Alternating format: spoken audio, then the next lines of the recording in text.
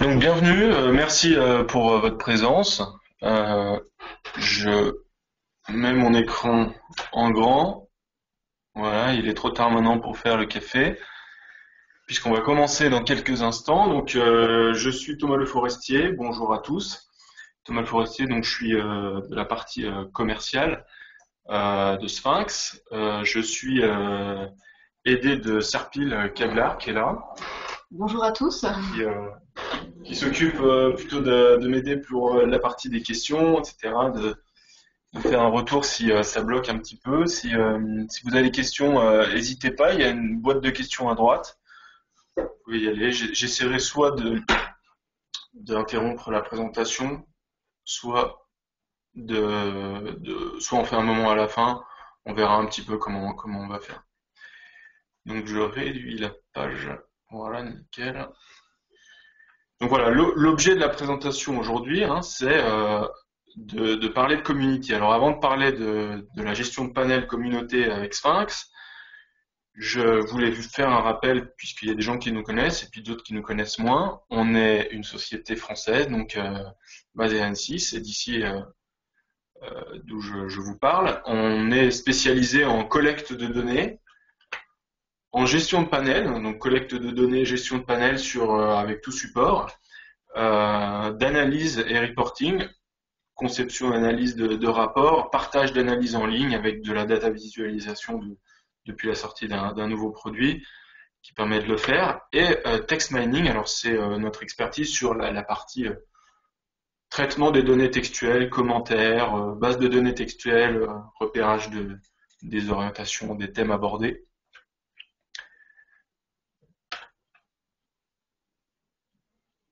Ensuite, alors avant d'aller plus loin dans l'outil, donc j'avais prévu de vous faire un petit rappel sur qu'est-ce qu'un panel déjà, puisque c'est peut-être pas clair pour tout le monde. Euh, Ensuite, on va aller voir quelques applications et après on ira plus dans l'applicatif et après dans la méthodologie. Donc dans un premier temps, qu'est-ce qu'un panel? Donc la gestion de panel, c'est communauté, c'est une alternative au mode standard de sondage qui dans les enquêtes classiques, on irait, si on a une population à interroger, on irait interroger tout le monde. On prendrait ceux qui répondent, on relancerait ceux qui répondent pas, donc ça prend du temps, les gens ne sont pas forcément investis.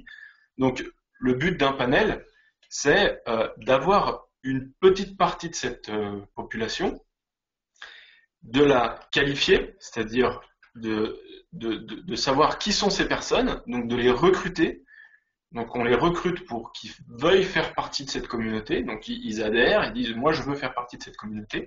En faisant partie, eh bien on va les qualifier, ils vont dire qui ils sont, donc leurs données socio-démographiques, leurs hobbies,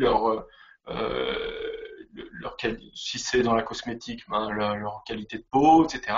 Donc on va les qualifier au maximum et c'est cette qualification, c'est parce qu'on les connaît qu'on va pouvoir les sonder sur une étude, sur un thème précis, et on va interroger telle ou telle euh, partie du panel. Donc une communauté, donc c'est des gens qualifiés qui veulent faire partie de cette communauté, qui savent qu'ils vont être amenés à répondre à des enquêtes, et il faut aussi les animer. Donc c'est ça, une communauté, c'est une base de données de gens qualifiés que l'on anime et qu'on interroge sur des sondages. Donc là, on a notre communauté qualifiée, donc il y a des femmes enceintes, des personnes qui font du sport, des pêcheurs. Donc tout le monde n'a pas le même profil parce qu'ils ont dit qu'ils étaient.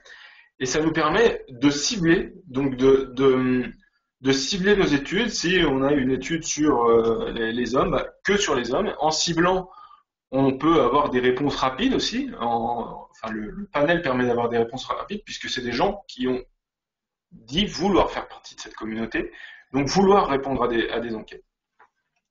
Donc ça permet d'être plus rapide dans les taux de retour et d'avoir, pour certaines marques qui veulent créer une communauté, de créer une relation privilégiée avec des clients testeurs, des clients qui veulent participer à la création des nouveaux produits, qui veulent être interrogés. Donc ça permet de créer une relation un peu plus forte entre la marque et les clients. Et la marque de connaître mieux ses clients. Donc là, je vais lister quelques usages, quelques cas, nous qu'on rencontre d'utilisateurs qui qui mettent en place des communautés avec les outils qu'on propose. Ça peut être dans le marketing, par exemple, un service marketing qui veut consulter ses clients pour évaluer la satisfaction des produits et des services.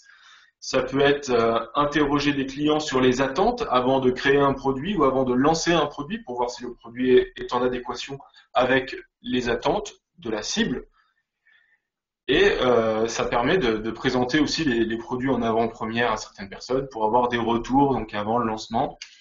Les bénéfices pour la société qui crée cette communauté, c'est de garantir un taux de retour rapide, c'est-à-dire on a quelque chose, on veut un retour rapide, on sait que les gens ils sont prêts à répondre, ils sont demandeurs, donc ils vont répondre rapidement. Ça permet, on l'a vu tout à l'heure, d'impliquer les clients dans les choix d'une entreprise, donc de renforcer cette relation qu'on peut avoir entre le client et une marque et une société, d'augmenter le sentiment d'appartenance à la marque. J'ai un petit exemple, donc si on a une société qui veut sortir un bouquet spécial sport et qui est destiné aux hommes, eh bien il va, dans sa communauté, pas interroger tout le monde, il va interroger ceux qui représentent l'ensemble de ses clients, c'est-à-dire des hommes, et ils vont interroger uniquement les hommes. Donc on va filtrer sur les hommes, parce que la communauté a dit « moi je suis un homme » ou « moi je suis une femme ». Un autre cas, par exemple, avant une mise sur le marché, donc on veut savoir quelles sont les attentes pour un robot, donc on veut des cuisiniers. Donc moi, dans mon panel à gauche, je vois que j'ai des cuisiniers, indépendamment du fait qu'ils soient des hommes ou des femmes, je vais les interroger uniquement eux. Ensuite, donc ça c'est plus des usages qu'on retrouve beaucoup auprès de nos clients, c'est plutôt les testeurs volontaires, c'est très souvent dans la cosmétique ou dans l'agroalimentaire. Souvent les annonceurs ou les instituts veulent avoir une base avec des données qualifiées sur un ensemble de testeurs, donc des gens qui admettent vouloir, qui veulent tester des produits. Donc il faut, c'est primordial de pouvoir qualifier ces personnes et de savoir si on veut des personnes avec, en fonction de la couleur de cheveux, en fonction de la couleur de peau, en fonction du grain de peau, en fonction de la taille, en fonction des habitudes d'achat. Donc toutes ces infos, on les a dans le panel, donc ils vont pouvoir vraiment cibler très précisément par rapport aux produits qu'ils veulent tester. Donc ils vont pouvoir faire des screenings, c'est-à-dire des préinscriptions pour vraiment bien filtrer, vu qu'ils vont avoir X produits à mettre en test, ou X personnes à faire venir dans leur salle de test. Donc l'outil il va permettre de simplifier cette gestion et de faciliter les inscriptions, les prises de rendez-vous, pour que les personnes puissent faire des tests à domicile ou en salle, et aussi donc souvent de rétribuer ces personnes pour être venues, donc de les rémunérer ou de leur donner des cadeaux. Et les bénéfices, c'est plutôt que de faire ça à la mano avec des fichiers dont on perd l'historique, des fichiers Excel. On a dans des outils de gestion de communauté l'historique. Ça permet de gérer beaucoup plus simplement la gestion de ces tests et de ces panels et de ces volontaires, de faciliter aussi le recrutement pour inviter les gens à venir et qu'elles disent, qu'elles qualifient ce qu'on a vu, les critères sur la peau, etc. Ça permet aussi de bien s'assurer qu'on fait tester les bons produits aux bonnes personnes en faisant attention aux allergies. Donc là, on est par exemple, donc pour vraiment schématiser, on veut un produit pour la peau qui est destiné aux femmes enceintes. Donc on veut, au-delà du fait que ce soit pour les femmes, donc on a l'info femme enceinte, donc on va uniquement se focaliser sur cette cible représentative de la cible du produit qui va être lancé. Un dernier exemple, c'est un exemple d'usage dans les ressources humaines. Donc ça peut être un service RH ou communication qui a plutôt que d'interroger tous ses salariés ou une partie de ses salariés, et va constituer une communauté de salariés qui disent vouloir répondre à des enquêtes, donc un petit peu dans chaque service. Et plutôt que d'interroger tout le service, on va juste se focaliser sur un profil suivant les retours qu'on veut. Alors, je vais essayer d'expliquer ça simplement, mais ça évite aussi certains filtres. C'est-à-dire que si on a mis en place un nouveau dispositif pour quelqu'un au niveau hiérarchique plutôt en bas, euh, plutôt qu'il fasse remonter l'info par son manager et son responsable hiérarchique, ça permettra au niveau des RH ou au niveau du service communication d'avoir des personnes qui peuvent donner leur avis rapidement à tous les niveaux hiérarchiques sans être filtré par son supérieur. Donc c'est une remontée d'informations rapide, sans filtre, et ça permet aussi que les personnes se sentent écoutées à tous les niveaux. Voilà. Et ça permet de ne pas inonder toute la société de consultations, mais vraiment de se focaliser sur certaines personnes qui veulent bien prendre un peu de temps pour donner leur avis. Donc là, je prends l'exemple, mais c'est transversal au niveau hiérarchique, mais d'une société qui veut se demander l'avis des personnes handicapées sur l'accessibilité, ben, ils vont se focaliser uniquement sur eux et pas sur toutes les personnes handicapées, mais uniquement celles qui veulent bien être consultées sur ces thématiques-là. Alors, on retrouve aussi, avant d'aller dans l'exemple qui va nous permettre d'illustrer les fonctions du logiciel et des outils, ça, on n'a pas pu tout balayer, mais les communautés, on les retrouve aussi dans la presse avec des testeurs-lecteurs pour tester des couvertures, pour tester des contenus. On les retrouve aussi dans des transports, dans des réseaux de transport pour dire bah, je vais focaliser mes demandes sur telle ligne de bus, telle ligne de métro pour pouvoir avoir des retours d'usagers rapides et d'être plus efficace dans les enquêtes plutôt que de faire une enquête globale. Donc j'ai pas tout illustré, mais on peut se projeter sur d'autres problématiques. Ce qui m'amène à faire, donc j'ai aujourd'hui créé de toutes pièces une communauté donc on peut imaginer que c'est une marque qui fait dans le multimédia et qui a créé une communauté qu'elle a appelée le Lab des Geeks. Alors c'est moi qui l'ai inventé, le Lab des Geeks. Ça aurait pu être le nom de la marque, peu importe, c'est juste pour rassembler des personnes. Et c'est des clients qui sont plutôt de l'affect pour tout ce qui est multimédia. Donc j'ai proposé à mes clients de devenir testeurs pour les produits que je vais sortir, donc je l'ai appelé le Lab des Geeks.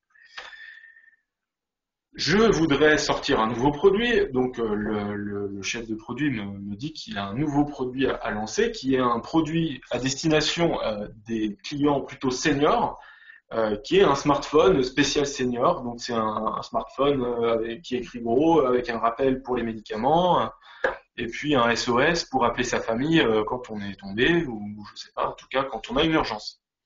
Un proche ou un SOS, donc c'est un produit qu'on a un petit peu inventé pour le cas. Et donc pour cette petite étude de marché, on a un produit, on a une cible, donc ce produit il est destiné aux seniors de plus de 50 ans qui utilisent des téléphones et je veux 50% d'hommes, 50% de femmes. Je vais dans un premier temps envoyer cette enquête en ligne pour déjà un petit peu sentir quelles sont les attentes par rapport à ce téléphone. Donc voilà le petit cahier des charges, donc c'est ce qui va un petit peu animer la présentation qui vient pour présenter les fonctions. Donc, ce qui permet à ma communauté de communiquer avec moi qui suis animateur, qui suis administrateur de ma communauté, c'est déjà un espace qui lui est dédié, qui s'appelle donc l'espace membre, dans lequel il peut se connecter et il va pouvoir, alors les nouveaux membres vont pouvoir s'inscrire, il va pouvoir mettre à jour son profil, c'est-à-dire, mais ça c'est vraiment le cœur de l'outil, c'est-à-dire il va pouvoir répondre à une série de questions qui est totalement personnalisable par l'administrateur, une série de questions qui sont autant de questions qui me serviront, moi, administrateur, de filtre pour choisir quel est le destinataire de mes enquêtes. Toujours pas... Non, pas de question. Connexion internet. Non, d'accord, donc cet espace, il permet donc de mettre à jour son profil, si son profil change, et donc d'être connu par l'administrateur. Donc c'est vraiment le cœur de l'outil. Ça permet aussi de voir combien le membre peut avoir de cumulé de points, changer ses points en cadeau, puisqu'on a une boutique en ligne, accéder à son historique et de consulter également les news, puisque moi, administrateur, je peux communiquer sur les news, sur les résultats d'enquête antérieure. Moi, administrateur, je suis, donc là vous le voyez, j'ai la main sur tout ce que je viens de vous dire, c'est-à-dire l'espace personnel, je peux le changer, animer, mettre des news, gérer ma boutique, je peux gérer également savoir qui est présent dans ma communauté, c'est-à-dire combien d'hommes, combien de femmes, qui est actif, qui n'est pas actif. Ça me permet d'orienter mes recrutements. Si j'ai pas assez de personnes âgées, je vais essayer de faire du push, d'essayer de trouver des membres, mes clients qui veulent faire partie de la communauté et qui répondent à ce profil. Donc c'est vraiment cet espace, c'est pour les administrateurs. Ça permet aussi d'envoyer des news par email. Ça permet de mettre à jour les critères, les questions relatives au profil de chaque membre. Donc, voilà. Donc maintenant, ça me permet surtout, moi, administrateur, de gérer ma campagne. Donc, gérer une campagne, c'est gérer un test, un sondage en ligne, ou pas en ligne d'ailleurs. Dans un premier temps, je vais créer un questionnaire. Dans un second temps, je vais dire qui est ma cible. Donc là, dans notre cas, c'est les personnes de plus de 50 ans qui ont un smartphone, enfin qui utilisent un smartphone et qui sont indépendamment 50% d'hommes, 50% de femmes. Je vais diffuser, je vais faire du push, je vais les inviter à répondre et je vais collecter les réponses. Ça permettra de voir quel canal on peut utiliser. Et je vais suivre en direct les quotas, les réponses, et je vais pouvoir faire un rapport, une analyse. Donc on va voir toutes ces étapes. Première étape, donc la création d'un questionnaire. Donc Sphinx, c'est vraiment le cœur de notre métier également. C'est un outil qui permet de faire des questionnaires. Donc on a un outil qui est ultra puissant, qui permet de mettre en forme et de concevoir des questionnaires qui soient interactifs, ludiques, immersifs, avec plus de 37 types de questions. On peut également faire des questionnaires en plus de 44 langues. On peut créer une histoire dans le questionnaire avec des scénarios dans le questionnaire, faire naviguer le répondant en fonction de ses réponses, faire des affichages aléatoires des pages, des questions. On peut également, une fois qu'on a fait son questionnaire, choisir de diffuser par papier, web, smartphone. Donc on a différents canaux à disposition. Donc là, on voit un questionnaire en ligne qui s'adaptera parfaitement à un questionnaire sur smartphone si le répondant va l'utiliser sur son smartphone. Ensuite, une fois que le questionnaire il est fini, on va du coup dans Sphinx Community, dans l'espace administrateur, décider à qui est destiné ce questionnaire. Donc là, moi, administrateur de ma communauté, j'ai une vue sur tout, donc l'activité de mes panélistes, toutes les campagnes en cours, qui répond pas, qui est présent dans mon panel. Et là, dans la préparation d'une campagne, il va surtout me servir à sélectionner. Donc là, j'ai une copie d'écran qui me permet de vous montrer ce fameux outil qui est le cœur de l'outil, qui permet, le cœur de Community, qui permet de sélectionner qui je vais interroger. Donc là, j'ai des critères. Donc on voit ici les critères relatifs aux personnes qui ont smartphone, tablette, de 50 à 70 ans. Donc c'est ici qu'on rentre les critères. Et j'ai autant de critères de sélection que de questions sur l'enquête de profil, donc que chaque membre a répondu dans son environnement. Serpil, il y a des questions ou pas? Non, mais on peut peut-être voir si vous avez des questions. Enfin, là, il n'y en a pas. D'accord. Mais s'ils en ont, je n'hésite pas. Ouais, d'accord. Donc petit rappel, s'il y a des questions, vous pouvez tout à fait nous solliciter. Serpil est vigilante et elle nous dira s'il y a des questions. Hop. Voilà. Je reviens sur la présentation. Donc on peut limiter le nombre de participants. Voilà. On peut également faire des études en plusieurs temps avec des sélections sur des réponses à des enquêtes antérieures. Il faut savoir aussi que chaque campagne, chaque test auquel répond un membre, un panéliste, permettra de mettre à jour son profil et me permettra moi plus tard de sélectionner les personnes par rapport à ce qu'ils avaient répondu dans une enquête. Une question. Alors, il y a une question, peut-on réintégrer ensuite les réponses au questionnaire dans les variables de profil? Peut-on? Si on peut réintégrer en fait.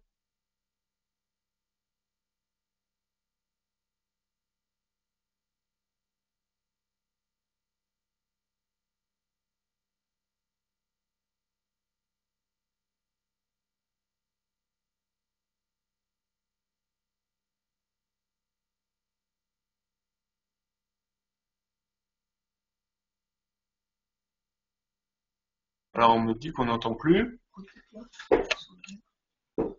C'est bon. C'est bon. C'est bon, merci. Alors petite interruption, c'est mon câble qui s'est déconnecté. Je ne sais pas où s'est arrêtée la présentation. Donc je vais revenir 1 minute avant, où j'expliquais, où je demandais si vous aviez des questions. Une question a été posée, c'est peut-on mettre à jour dans une campagne, importer les informations de profil dans une campagne ou inversement? La réponse est oui dans les deux sens, ce qui permet de vérifier, de toujours avoir une base de données panel à jour, qui est, je le rappelle, le cœur de l'outil, d'avoir une base de données à jour. Il y a une autre question, si tu veux. Vas-y. La sélection est faite par le système ou c'est panélistes qui se portent volontaires en réponse à une sollicitation? Alors les deux, on peut. Alors je répète la question. La sélection est faite par le système ou c'est panélistes qui se portent volontaires en réponse à une sollicitation? Alors on peut faire des préinscriptions de ce genre, c'est-à-dire on demande aux personnes qui ont le profil qui correspond, est-ce qu'elles sont disposées à participer à un test. Donc ça s'appelle un screening, c'est une petite vague, un petit questionnaire avant l'enquête qui permet de dire bon bah je veux des gens de tel profil et ensuite je sélectionne parmi ces personnes les personnes qui m'intéressent puisqu'on ne veut pas forcément tout le monde pour répondre au quota et pour être vraiment sur un échantillon représentatif de la cible cherchée.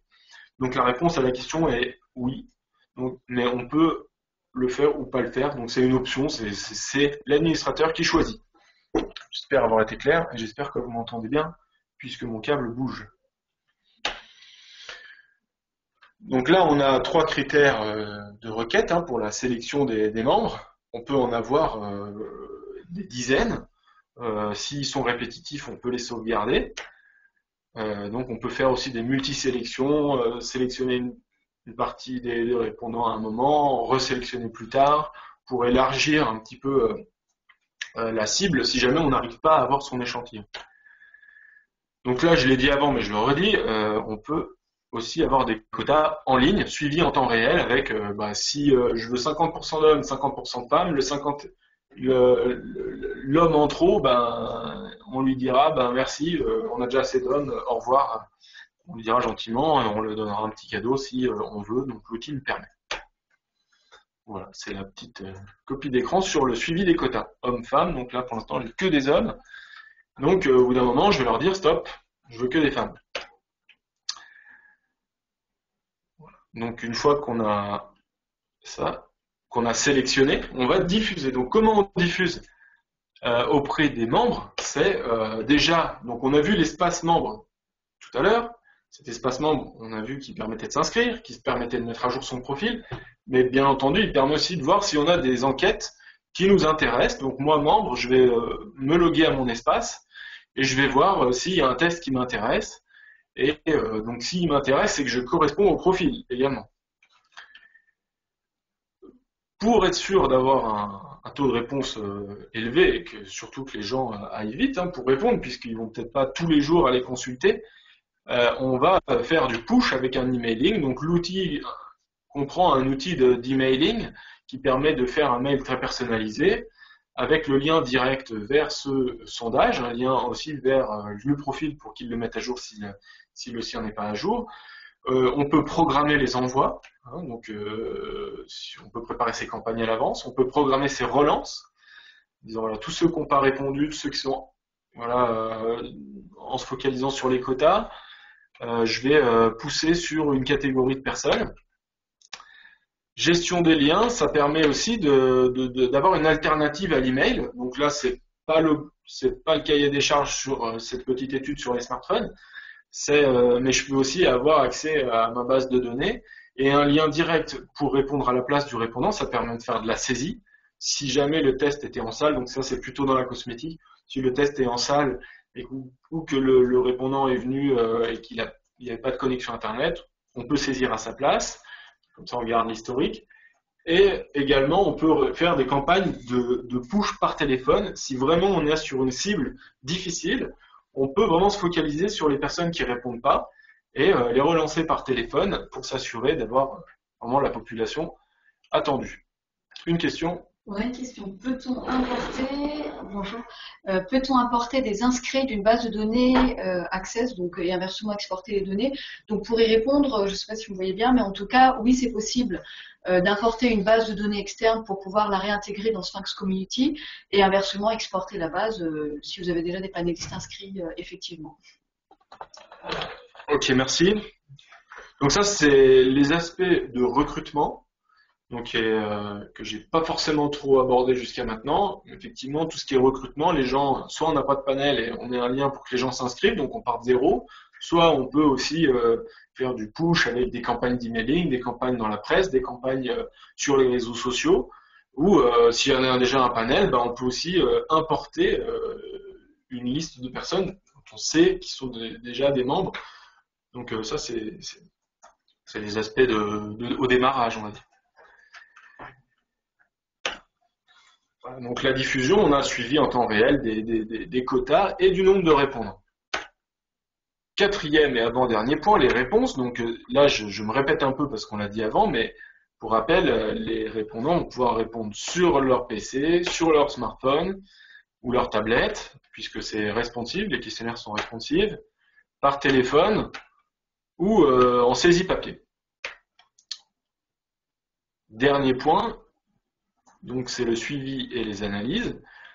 On a donc Sphinx ne fait pas que du panel. Sphinx fait aussi des outils d'analyse assez puissants, donc qui permettent de faire des rapports tout à fait personnalisables qu'on peut déjà consulter en temps réel, qu'on peut partager avec son client ou avec la personne qui a commandé l'enquête, et avoir un suivi en temps réel des réponses et faire des analyses en temps réel, la gestion de données, du redressement, des tris à plat, des tris croisés, des analyses multivariées, donc AFC, ACP. On peut aller assez loin dans les analyses et on peut aussi traiter des questions ouvertes. Donc s'il y a des commentaires, on peut avoir en temps réel ou en différé de quoi les gens ont parlé, de l'orientation des commentaires. Donc ça, c'est une thématique qui est pas l'objet de la présentation d'aujourd'hui, qui est plutôt nos outils de reporting et data visualisation, un outil qui s'appelle DataViv, qui est sorti il y a quelques mois, que vous pouvez trouver sur notre chaîne YouTube. On a une présentation uniquement sur cet outil. En tout cas, quand on a la gestion de panel, on peut tout à fait y accéder. Et donc c'est tout à fait transparent pour l'utilisateur. Voilà. Ensuite, donc cet outil est consultable en ligne. On peut faire des rapports, bien entendu, papier, délivrables. Donc tout ce qu'on a vu là, hein, c'est des aspects plutôt sur cet exemple qui nous a permis de voir de la conception du questionnaire à la sélection, à la diffusion, aux réponses des panélistes, des membres de la communauté et aux analyses. Ce sont des aspects assez techniques. Donc je vous présente l'outil, mais ça reste un outil. À cet outil, il faut peut-être ajouter un savoir-faire, une méthode, puisque chaque cas est différent. Donc il va falloir, quand on recrute, identifier quelle est la cible, donc qui on vise, comment on va la trouver. Donc ça rejoint les outils de recrutement. Est-ce qu'on passe par une publicité en ligne? Est-ce qu'on passe par de la presse? Est-ce qu'on importe des données? Est-ce qu'on sollicite ses clients? Est-ce qu'on est sur les réseaux sociaux? En tout cas, cette méthodologie, nous, on a tous les outils pour répondre à tous les cas de figure. Après, il y a un certain savoir-faire, une expérience. Donc ça, nous, on peut vous accompagner. On a des consultants pour ça. Donc voilà, quelle cible, comment les recruter. Donc ça rejoint les différents canaux de recrutement que j'ai mentionnés juste avant. Et il faut savoir qu'un panel, une fois qu'on a recruté des personnes, qu'ils ont dit vouloir faire partie de la communauté et qu'on les a qualifiés, on sait qui ils sont, on peut pas en rester là. Ça sert à rien de faire une communauté si on s'arrête là. Il faut communiquer. Donc il y a des outils pour communiquer, il faut les utiliser. Il faut toujours maintenir la communauté active. Donc il y a des outils. Si on le fait pas, on va clairement avoir un essoufflement du panel. Donc quand on aura besoin de certains profils, ils seront plus là parce qu'ils vous auront oublié. Donc il faut communiquer, il faut toujours essayer d'être actif. Et après, il y a des politiques au niveau des rétributions. Donc l'outil permet, on l'a vu, de donner des points quand on répond à des campagnes, à des enquêtes, à des sondages. Et ces points peuvent être transformés en cadeaux. Hein. Il y a une gestion de la boutique. Et mais on peut aussi faire des tirages au sort, on peut aussi rétribuer avec de l'argent directement. En tout cas, tous les outils sont à disposition, mais il faut les utiliser parce que sinon la communauté s'essouffle. Donc, pour vous accompagner, hein, on a déjà des formateurs hein, pour vous expliquer comment ça fonctionne. On a les outils, les formateurs, et on a un pôle avec des personnes qui sont expertes tant sur la partie technique pour vous accompagner que sur la partie méthodo. C'est Sphinx Institute, c'est la partie service de notre société qui peut vous accompagner. Donc voilà, vous n'êtes pas seul et on sait faire, donc n'hésitez pas à nous solliciter. Il est 10h33, donc on a dépassé de 3 minutes, mais c'est pas grave. Est-ce que vous avez des questions? Est-ce qu'on peut gérer un système de parrainage? Alors on peut mettre en place un système de parrainage avec des enquêtes, donc avec des champs pour indiquer le mail de quelqu'un. Donc oui, on peut. Autre question, non? Voilà, donc cette présentation qui va se terminer, puisque c'est sur un format court. Une autre question? Ouais. Y a-t-il la possibilité d'animer un forum pour un cahier online? Donc aujourd'hui, je tournais, voilà.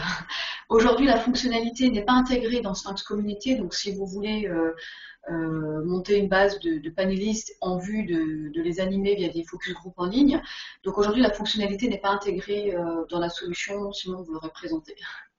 Voilà. Voilà, donc si cette présentation vous a intéressé, vous pouvez la retrouver sur notre chaîne YouTube. Vous en verrez aussi d'autres, hein, des présentations, des webinaires sur le même format, 30 minutes. Allez sur YouTube, mettez Sphinx Développement, vous verrez, il y en a des dizaines. Sur le traitement des commentaires, sur les analyses avancées, sur la mise en forme de questionnaires, sur l'évaluation de formation. Il y a plein de thèmes. Allez-y, vous pouvez les partager avec vos collègues. En tout cas, si vous voulez des présentations plus personnalisées, vous pouvez aussi nous appeler. Vous voyez le numéro là. On reviendra vers vous. En tout cas, merci pour votre présence. Le webinaire se termine, mais si vous avez d'autres questions, vous n'avez pas eu le temps, elles sont venues après les questions, surtout n'hésitez pas à nous les poser. Non, mais je vais dire au revoir. Bah oui, hein, j'allais bien sûr. Donc voilà, on vous dit au revoir et encore merci d'être venu aujourd'hui. Voilà, merci beaucoup, au revoir, à bientôt.